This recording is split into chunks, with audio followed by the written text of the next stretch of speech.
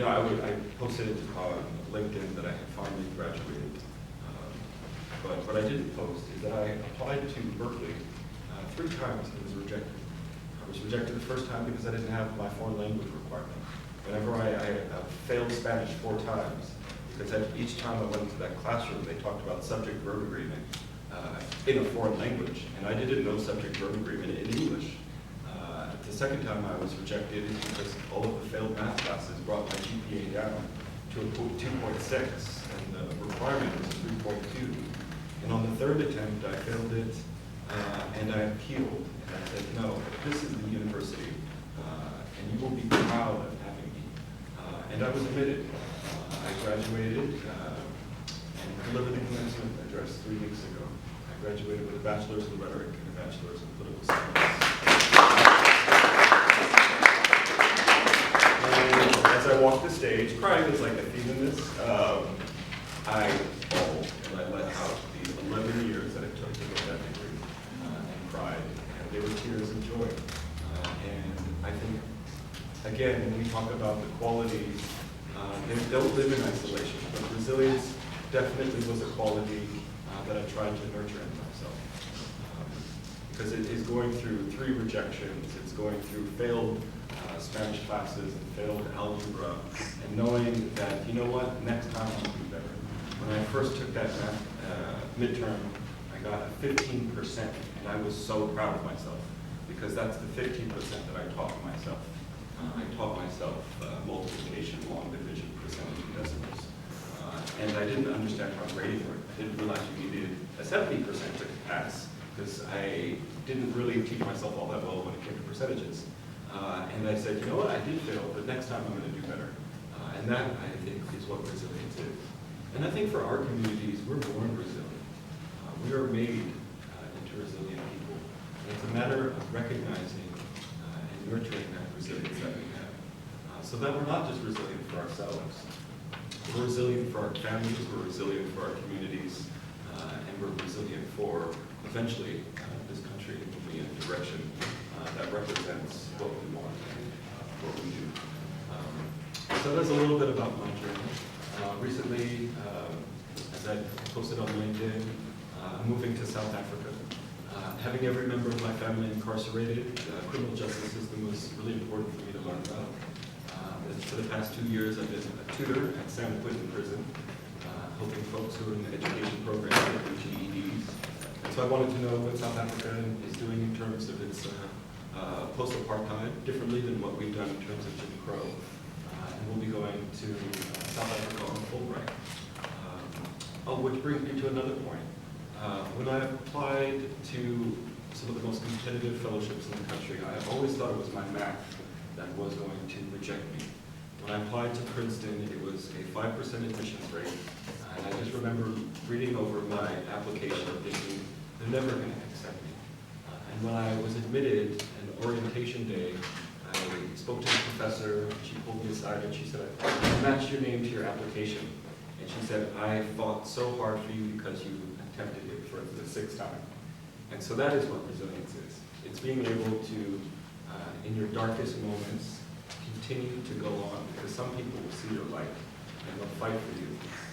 And the compounding effect of resilience is that when you go through something negative and you see that you survived it, you'll realize that you can survive a little bit more of it.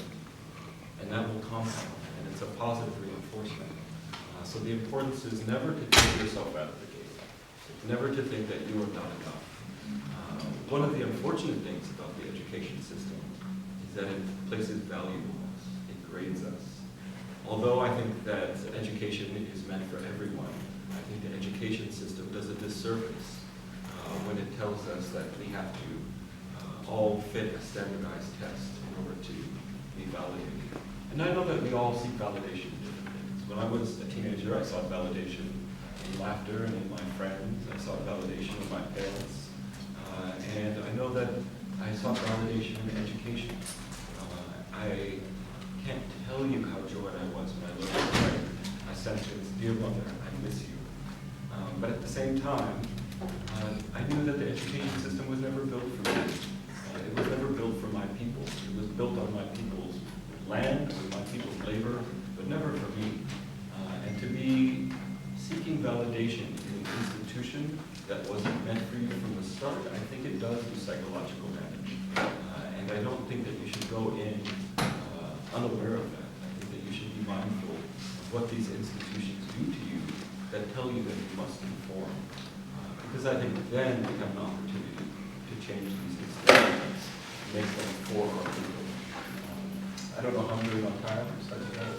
I am waving sometimes, so. Oh, okay. Well, then I can stop. I'm saying that because, this is so powerful, what you're sharing, and it's vitally important here. So, take your time. And, if anyone has any questions, feel free to ask, because I didn't know all this about esteem. When I chose him to speak, I didn't know any of this. This is all new to me. And this message that he chose of resiliency, you know, it just speaks so many volumes on so many levels that I do not want to rush through this time.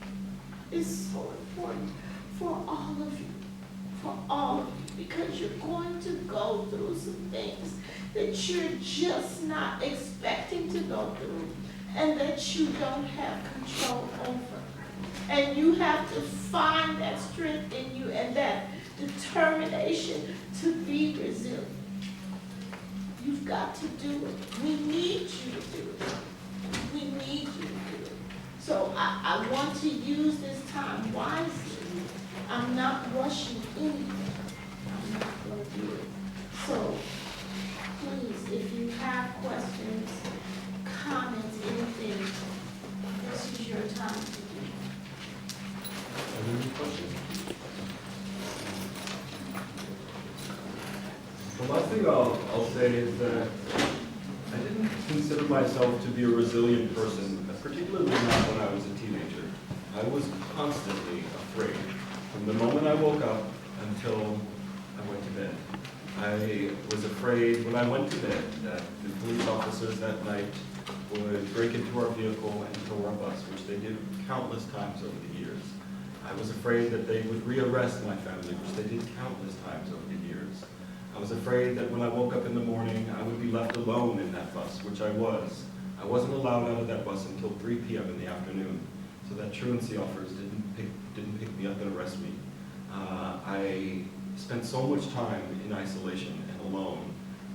Eventually, I got accustomed to my own company, but when I left the bus, I was afraid that someone would see me leaving the bus. So I would peek out of the windows to see if there was anyone around, if any of my friends happened to be walking by. And over the course of the years, there were people. Some friends would want to drop me off at home, and I would have to make up stories of why they couldn't. Like I had to go to the grocery store, so you can't take me home right now. I was terrified that I couldn't see what my life would look like past 21, because that was how old my brother was. And I saw that his health was declining. I would not consider myself a resilient person. I was terrified when I had to go visit him in a mental hospital, or when the judge asked me to write a letter of support on behalf of my father and I couldn't do it. I was terrified to, every time I had to visit my mother and touch her through a glass window in the visiting room at prison. I think that I lived through the experiences and realized that I have hope that things will get better, even though I know that that may not happen. And I think that is what resilience was. I didn't know what the word resilience meant when I was a teenager. I just knew that I wanted something better. Really, I just wanted electricity and hot water to take a shower. And so those were like the things that I look forward to, and if you take it day by day by day. And if you make them, and you reach out to support networks, they do get better, they can get better. But just know that when life hits you with something, that you shouldn't feel ashamed, you shouldn't internalize it, because it happens to everybody. And that you will bounce back from it. Strongly, strongly believe in that. But I'll be here all day. I'll be going to see the other presenters. And if you have questions that you would rather ask in private and not in in front of an audience, please feel free to do so. And thank you for your time and attention.